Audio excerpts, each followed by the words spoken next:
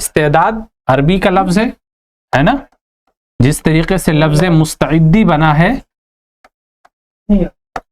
مستعدی یعنی چاقو چوبند رہنا, تیار رہنا ہما وقت, ہے نا, کسی چیز کے لیے بولتے ہیں.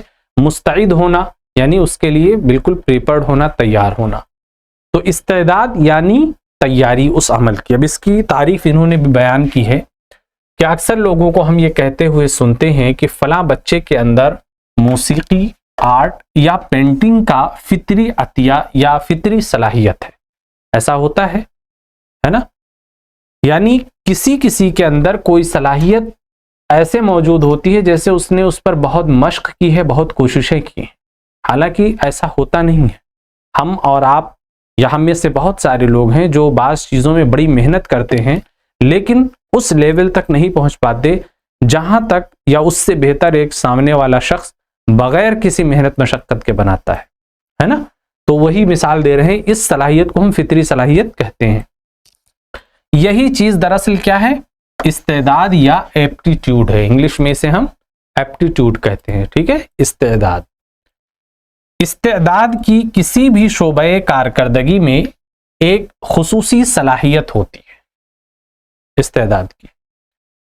اس سے کسی بھی شعبے میں کسی فن یا ہنر کا علم حاصل کرنے یا اس کو فروغ دینے کی خصوصی اہلیت کا اظہار ہوتا ہے. یعنی انسان اس فن میں ماہر ہے یا بہت قابل ہے, چاہے وہ اہلیت اکتسابی ہو یا پیدائشی. یعنی یہاں پر دو صورتیں ہیں.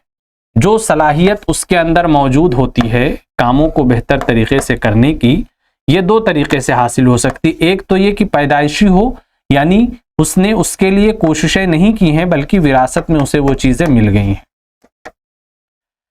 دوسرے یہ کہ یہ صلاحیت کوشش کر کے بھی پیدا کی جا سکتی ہے. ٹھیک, تو جب کوشش کر کے پیدا کی جائے تو اسے کہتے ہیں اکتسابی. اکتسابی یعنی حاصل کی ہوئی کوشش سے جمع کی گئی, کمائی ہوئی اپنی دولت. اس سے کسی قسم کا کام, نوکری یا پیشے میں تربیت ہونے پر کامیابی کے امکان کی پیشین گوئی کی جا سکتی ہے. جب آپ کسی چیز میں ایکسپرٹ ہو جائیں گے تو ظاہر سی بات ہے کوئی بھی شخص یہ نہیں چاہتا ہے کہ اس کا کام خراب ہو, ہے نا.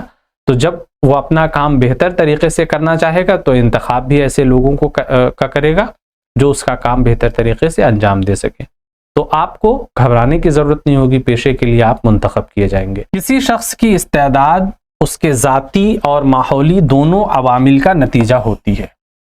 یعنی ہم جو کچھ حاصل کرتے ہیں اس میں ہماری اپنی کوشش بھی ہوتی ہے اور ہمارے ماحول کا بھی اس میں عمل دخل ہوتا ہے.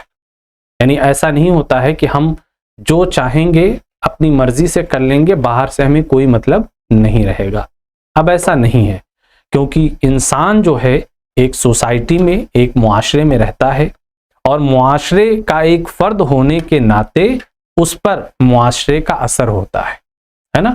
جس طریقے سے ایک پرسن معاشرے کو بھی متاثر کر سکتا ہے. آپ دیکھیے جو بڑے بڑے سیلیبریٹیز ہوتے ہیں ان کا ایک عمل لوگوں کو کیسے متاثر کر دیتا ہے, رنگ گھولیے کپڑے لباس میں. اسی طریقے سے ایک شخص کتنا ہی خاموش کیوں نہ رہتا ہو, سوسائٹی کا اثر اس پر بھی پڑنا طے ہے. یعنی اس کے آس پاس کے لوگ جیسا کرتے ہیں, جیسا رہتے ہیں, بولتے ہیں, کھاتے پیتے ہیں, اس کا اثر اس پر بھی پڑتا ہے. استعداد صرف بالقوت اہلیت ہی نہیں ہوتی بلکہ اس میں درج ذیل باتیں بھی شامل ہوتی ہیں. یعنی کچھ اور خصوصیات ہیں جو یہ بیان کر رہے ہیں. کسی مہارت یا علم کو حاصل کرنے کے لیے آمادگی. سب سے پہلے تو آپ کی طبیعت کا آمادہ ہونا ضروری ہے. نمبر 2, ان مہارتوں یا علم کو حاصل کرنے کی قابلیت بھی اس کے اندر ہونی چاہیے. ایسا نہیں ہے کہ آپ کہیں ہم چینی زبان سیکھیں گے لیکن آپ کو اردو زبان بھی صحیح سے نہیں آتی ہے. آپ کسی ایک زبان جو آپ کے آس پاس کی ہیں اس سے آپ کو کوئی دلچسپی نہیں ہے اور آپ کہہ رہے ہیں ہم چینی جاپانیز سیکھیں گے, ہے نا.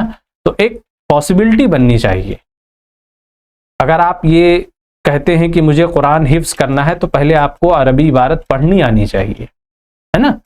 تو یہ چیزیں ہیں کہ اس کی قابلیت آپ کے اندر موجود ہونی چاہیے, کچھ امکان ہونا چاہیے جس پر آپ خواب دیکھتے ہیں.